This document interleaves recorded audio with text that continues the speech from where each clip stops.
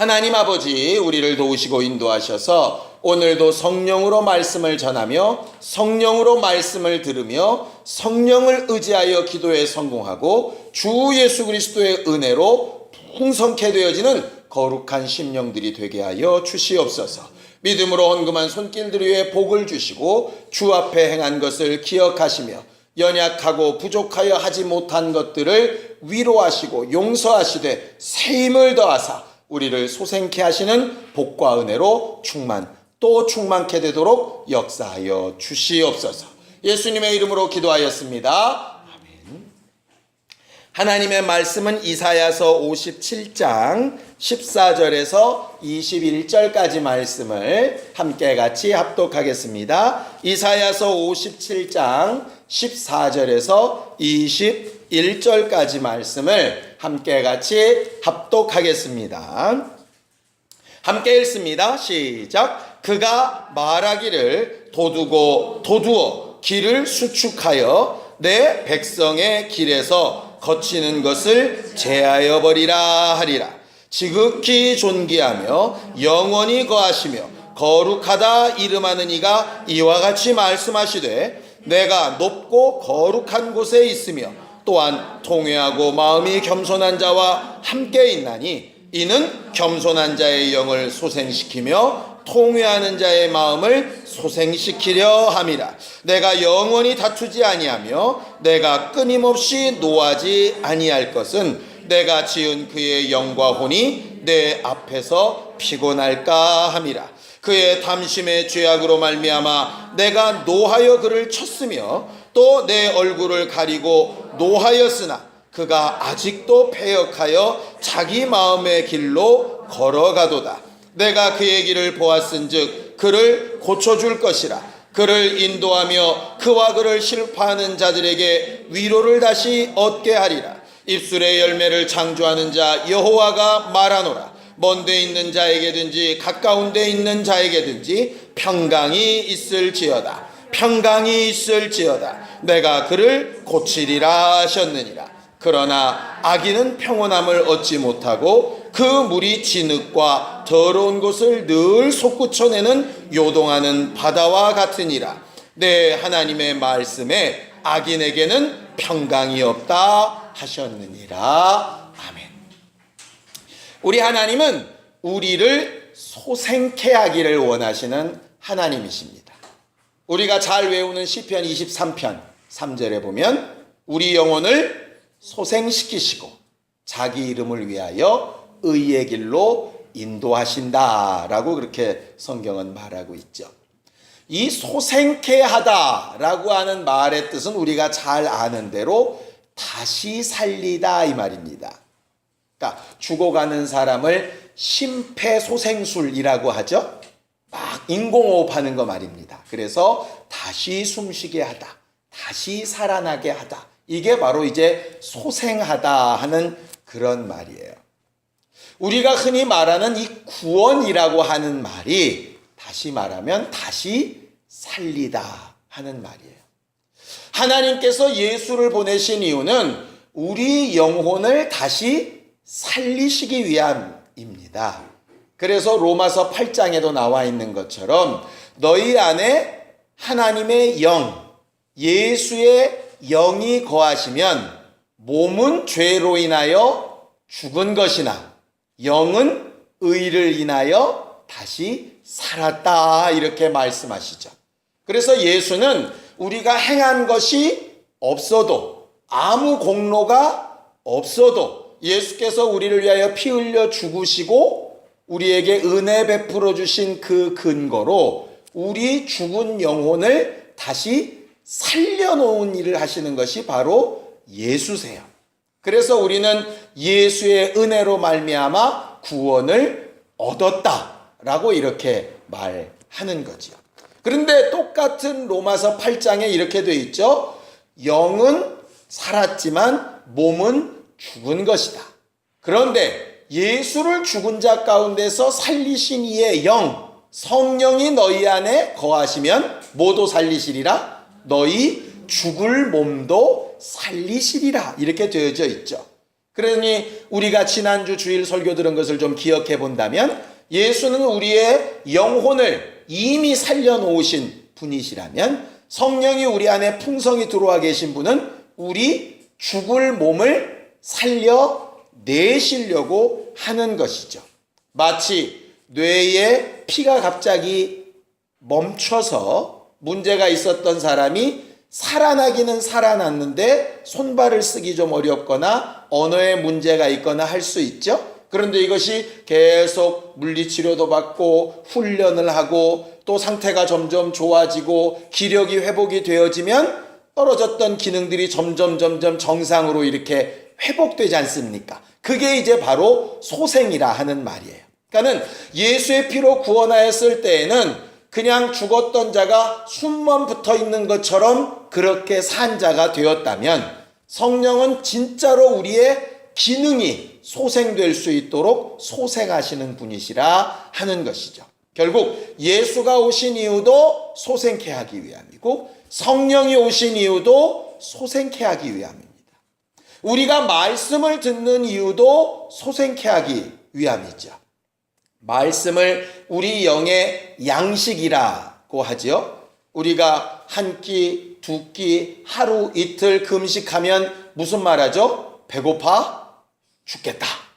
근데 배가 아주 그냥 배꼽이 볼록 나오게 먹고 나면 아이고 배부르니 다시 살겠다. 이렇게 하잖아요. 그러니까 먹으면 사는 거죠. 그러니까 말씀을 듣는 이유도 사실은 소생케 되기 위함이고요. 기도를 호흡이라고 하는데 숨 막혀 죽겠던 때에서 야, 숨 좀 쉬니 살겠다 하듯이 이 숨 쉬는 것도 소생케 하기 위함입니다. 결국 우리의 신앙생활은 다 뭐 하는 것이냐면 다시 살리는 거예요.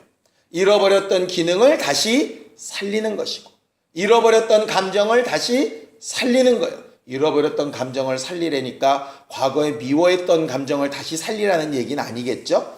사랑하고 위로하고 돌아보고 하는 것이 너무 여유도 없고 혼자 살기 급급해서 전혀 생각도 못했다가 예수의 은혜를 받고 나니까 남도 돌아보게 되고 내가 신경 써야 될 것도 눈에 띄게 되고 하는 것처럼 이렇게 새롭게 되어지는 것. 하나님께서 또 이런 말씀을 하시죠. 내가 만물을 새롭게 하노라 하시는 것처럼 우리의 신앙생활은 그래서 날로 새로워지는 것, 소생케 되는 것이 신앙생활이에요. 오늘 성경 본문은 하나님께서 소생케 하기를 원하시는데 어떤 자에게 소생케 하기를 원하시는가 하는 그 말을 기록하고 있는 것이 본문입니다. 이사야서는요, 사실상 예언서인데 구약의 예언을 다른 말로 복음이라고 부릅니다.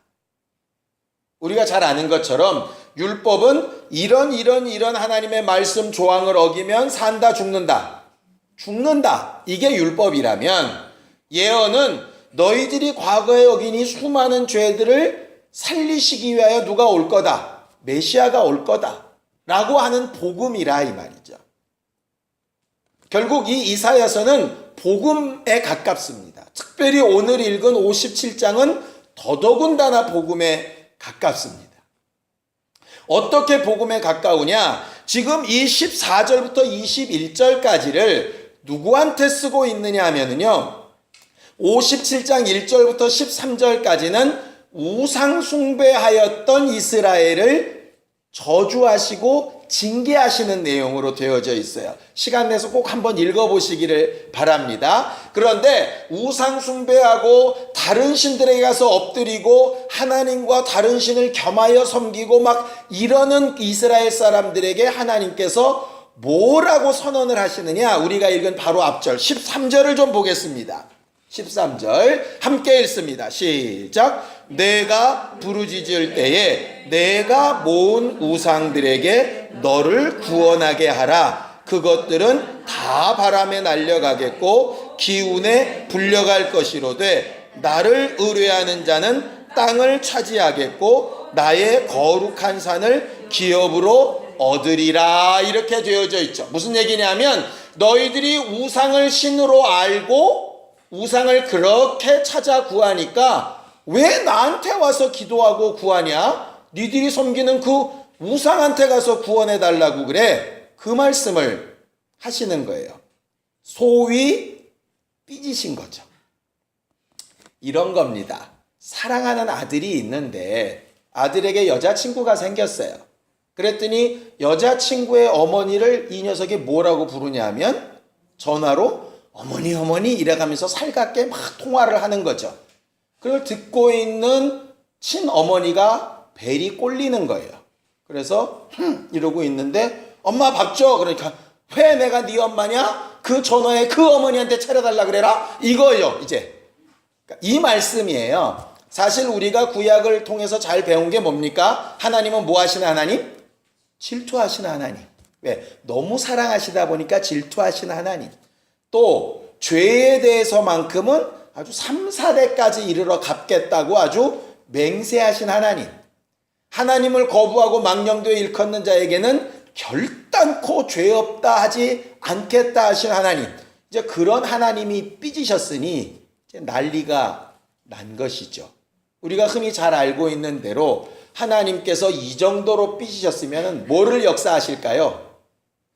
유혹을 역사하셔서 아주 그냥 확 우상숭배하는 쪽으로 가서 그냥 소위 확 멸망하고 그냥 뜨끈뜨끈한 데 들어가고 막 이렇게 하실 것 같은 것이 유대인들이 바라보는 하나님이었단 말이에요. 그런데 어디 그 우상들한테 가서 기도해봐라 이렇게 하셨던 하나님이 14절에 본심을 얘기를 하시는 거예요. 그러니까 14절부터 나오는 게 사실 본심이에요.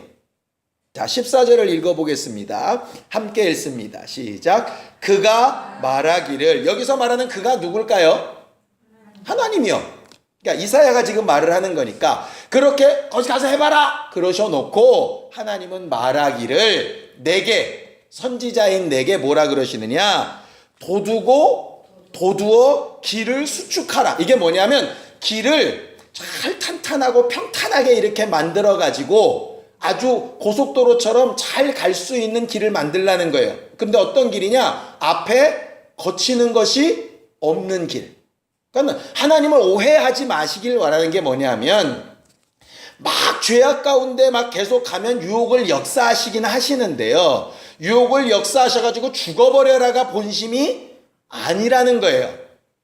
유혹을 역사하실 때조차도 하나님 앞에 돌아오는 길에 아무런 장애물이 없도록 다지고 튼튼한 길을 만들어 놓고 하신다는 말이에요. 그러니까 그 본심을 오해해가지고 하나님은 유혹을 역사하셔서 죽여버리신대야. 그 잘못 하나님을 해석한 거더라고.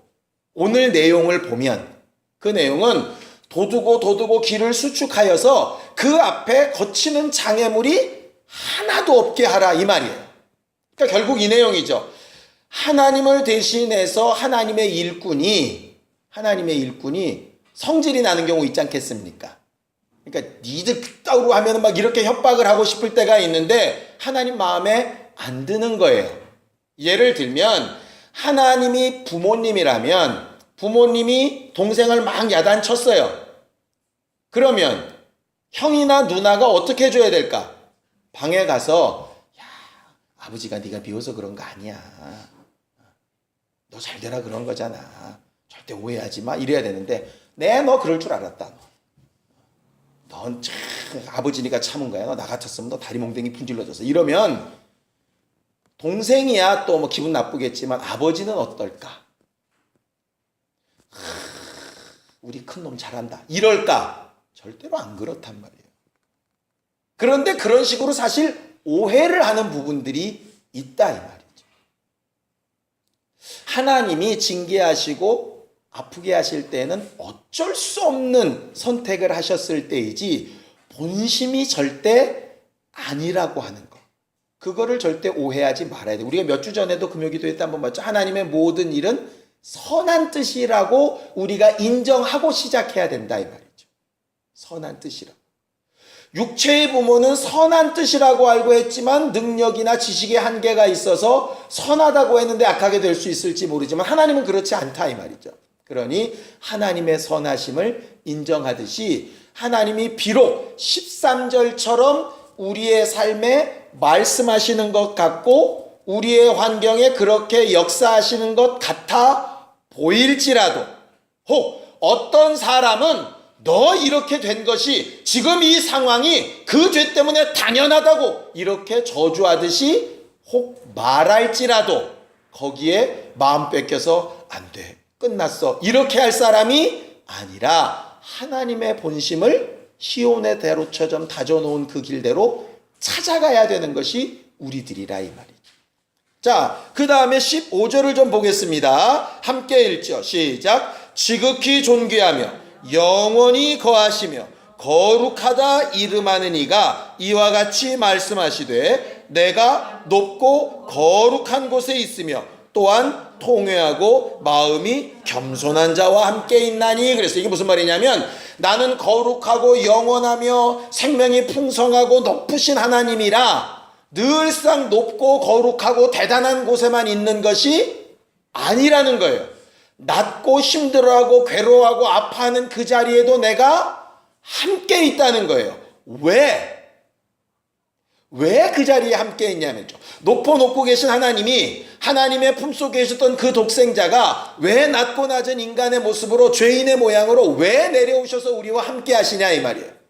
하나님의 영이신 성령이 그 하늘의 영광 가운데 계셔야 되는 그분이 왜 말도 안 되는 우리 안에 들어오셔가지고 이게 말도 안 되는 취급을 받아가시면서 우리 안에서 야 제발 그렇게 살지 마라 이런 탄식을 도대체 왜 하고 계시냐 이 말이에요. 그 이유를 쓰고 있는 게 15절이에요.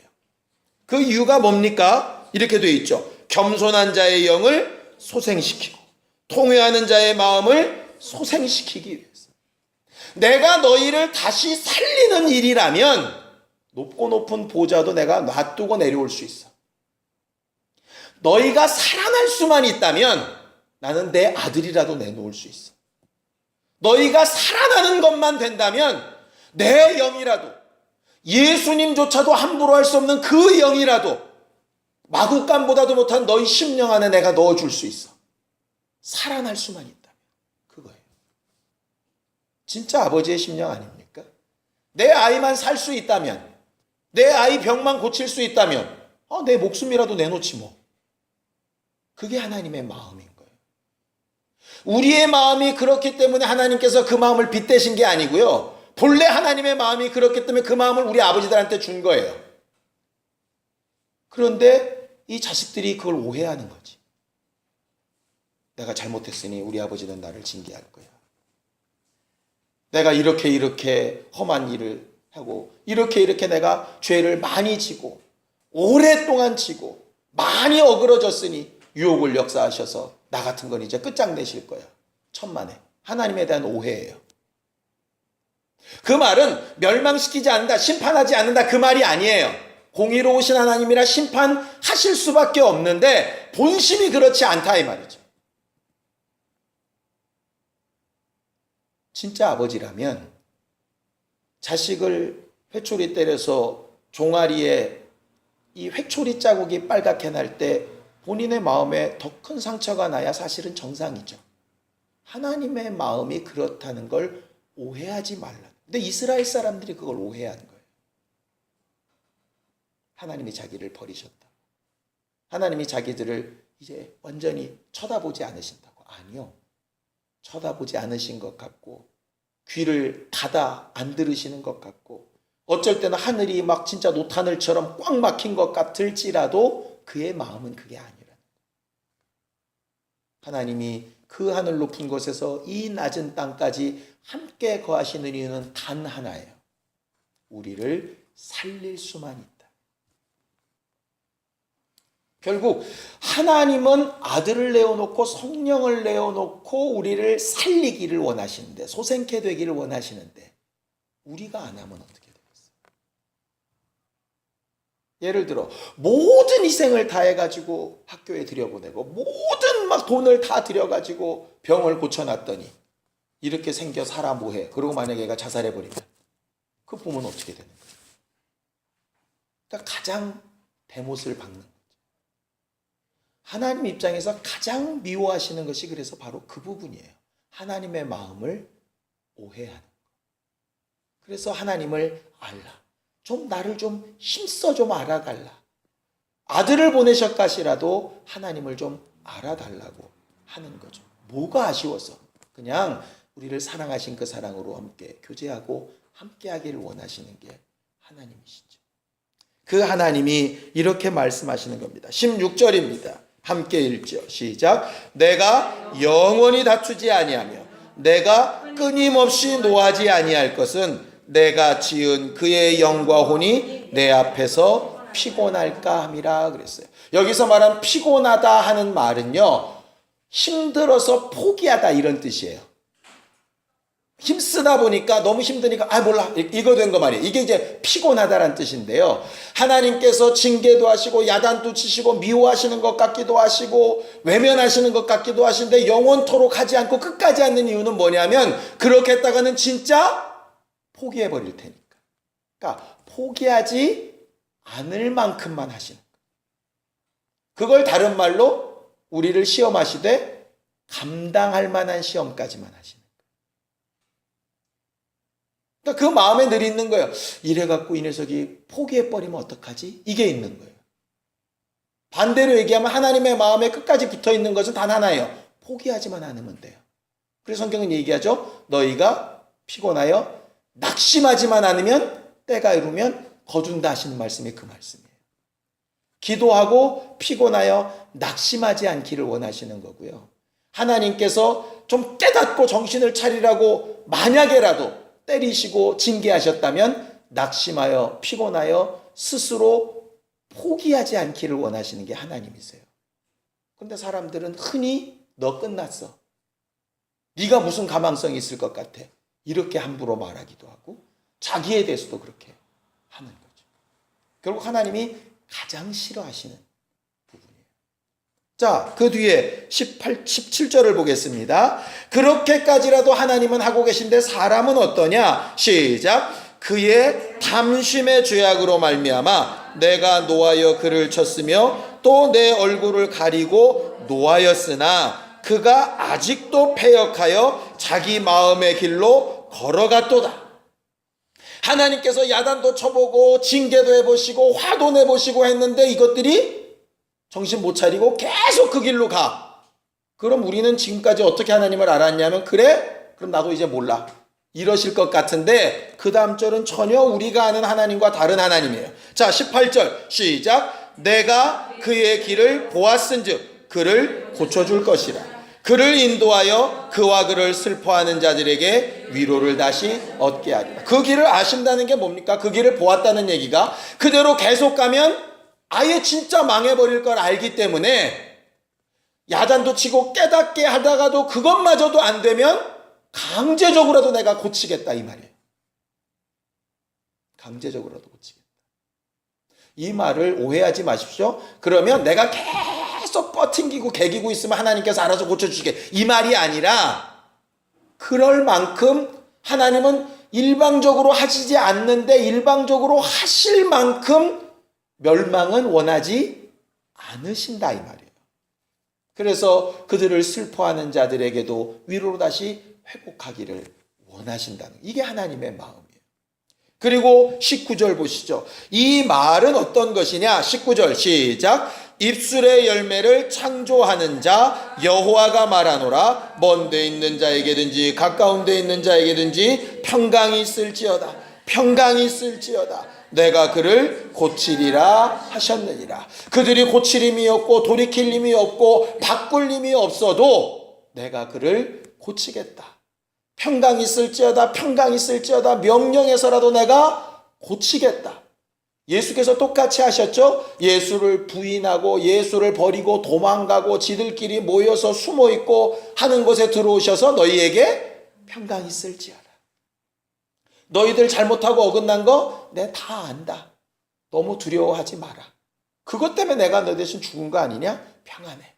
지금 너희가 힘이 없어서 그래. 성령께서 임하시면 할 수 있을 거야. 이거 하신 게 예수세요. 문제는 뭐냐? 그렇게 평강이 있을지어다 하시고 싶고 그렇게 손수와서 고쳐주고 싶은데도 불구하고 유일하게 도움을 못 받은 사람 하나 있어요. 누굽니까? 가룟 유다. 그 가룟 유다가 그 다음에 나와 있는 악인이에요.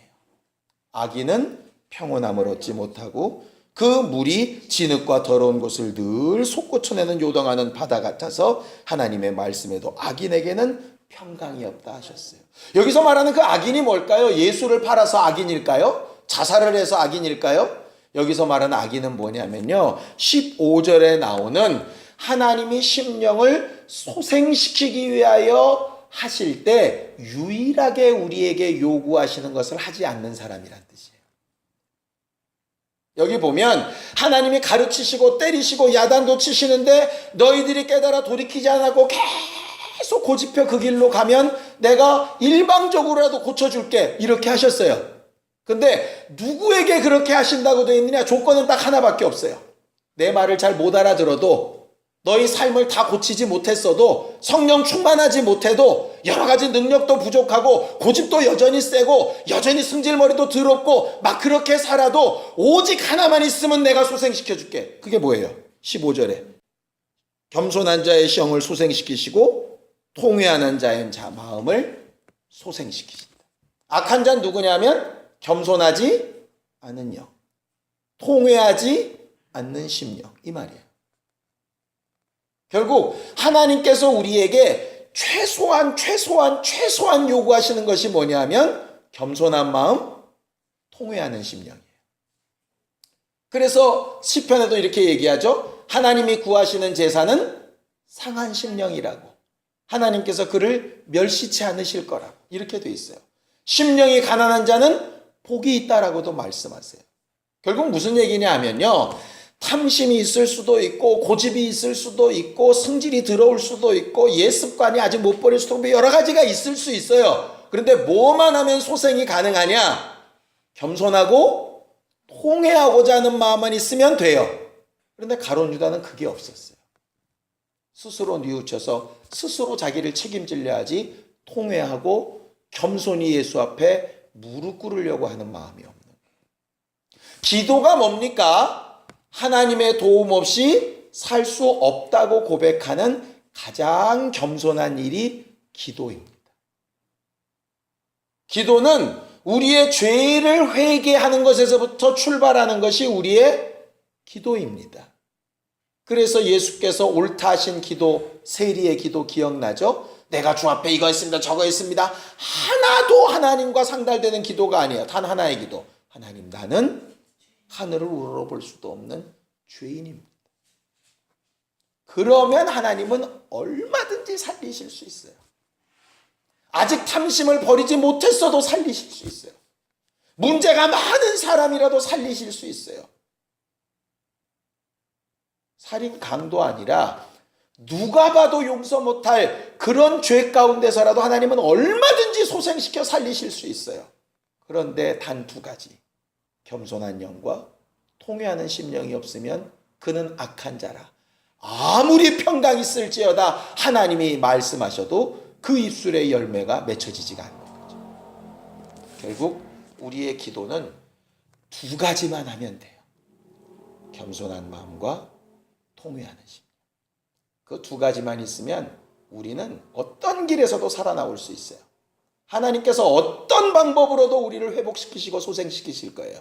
그게 하나님의 약속이에요. 성경에 말하죠.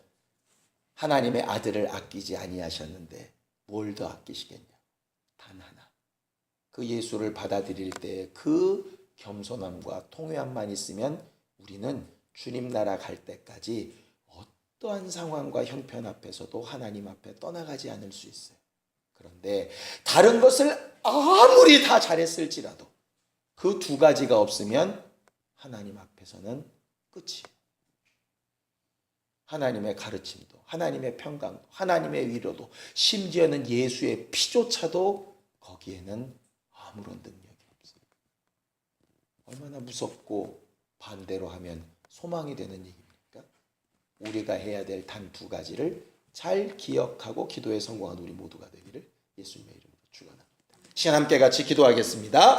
하나님 아버지, 우리는 우리의 죽을 영을 소생시키신 예수의 은혜를 힘입어 하나님의 자녀가 되었고 또 우리 안에서 우리의 죽을 몸을 살리시는 성령으로 말미암아 우리의 삶도 소생케 되어지는 사람들이 되어지기를 사모합니다. 이를 위하여 겸손한 영과 통회하는 심령을 늘 함께 할 수 있게 도와주셔서 주님이 명하신 평강과 하나님께서 늘 우리의 길을 인도하고 계신 분명한 사실을 알고 체험하고 간증하고 선포할 수 있는 신령한 교회들이 되도록 우리 모두를 도와주시옵소서.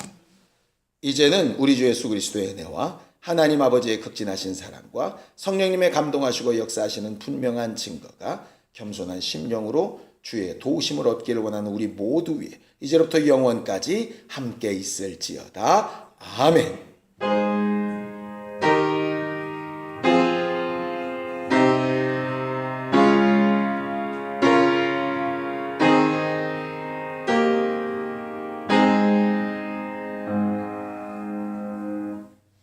우리 기도 들으신 하나님 앞에 감사 한번 드리겠습니다. 수고하셨습니다. 감사합니다.